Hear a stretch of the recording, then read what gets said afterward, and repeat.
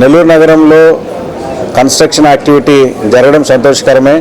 కానీ ఈ construction activity చేస్తున్నటువంటి భవన నిర్మాణ యజమానులు కానీ, బిల్డర్స్ కానీ, లేదా ఇంజనీర్స్ కానీ, కాంట్రాక్టర్స్ కానీ వారు సరైనటువంటి సేఫ్టీ ప్రికాషన్స్ తీసుకోకపోవడం వల్ల ప్రమాదాలు జరుగుతూ ఉన్నాయి.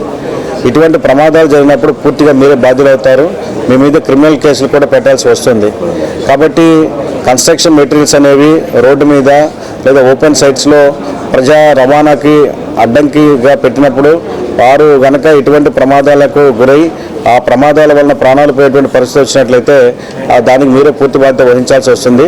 అందుకోసమే టౌన్ ప్లానింగ్ విభాగం వారు, శానిటేషన్ వారు ఈ కన్స్ట్రక్షన్ మెటీరియల్స్ రోడ్డు మీద ఉన్నటువంటి శాండ్ కానీ, గ్రావెల్ కానీ, మెటల్ కానీ, బ్రిక్స్ కానీ, సిమెంట్ కానీ ఏదైనా ఉన్నట్లయితే వాటిని ఎప్పటికప్పుడు తొలగించాల్సిందిగా పురపాలక సిబ్బందికి, ముఖ్యంగా టౌన్ ప్లానింగ్ సిబ్బందికి తెలియజేయడం జరిగింది.